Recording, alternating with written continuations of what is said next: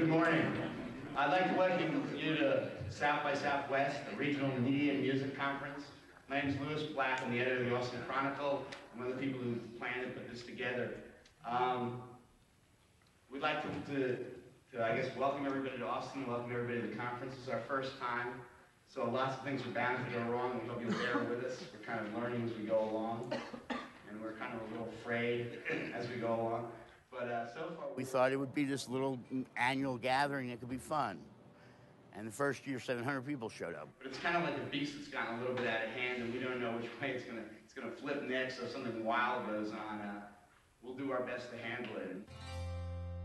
The waits were 3 hours to get your badge. I mean, they couldn't even get that right. You got plenty of paper clips? The laminating machine broke down in the middle of registration. Hundreds of people lined up. Am I done yet? Nick and I were up all night long. Hey, Nick, have you seen the metal cash box? What is the badge? The badge will definitely... I'm not sure exactly. It was insane. It was completely out of control. Looking back now, what did you think of the panels? I could have been worse. There were two panel rooms, and in one of them there was no sound at all, and in the other one was the sound from the room where there was no sound at all. I hope everything works. If you have any problems, find me or find Roland, we'll see what we can do. Thank you very much. Well, we have to my immediate left here Mr. Roland Swenson, the man with the plan from the get-go. The person responsible for organizing this thing, and if you have complaints, direct them to Roland. He's ready to hear from you. I had dreams that I was in the hotel, and there were like crowds of people that were like, there he is. He's the one that made us spend all this money to get here. Get him. They were shocked as anybody else that it turned out the way it did, but Austin was just so perfect as a town for this sort of thing.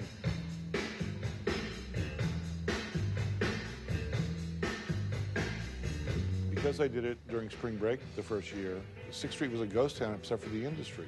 It was so easy to navigate. Boom, boom, boom, boom, boom. All the clubs are right in a row. They picked the perfect time to put this thing on.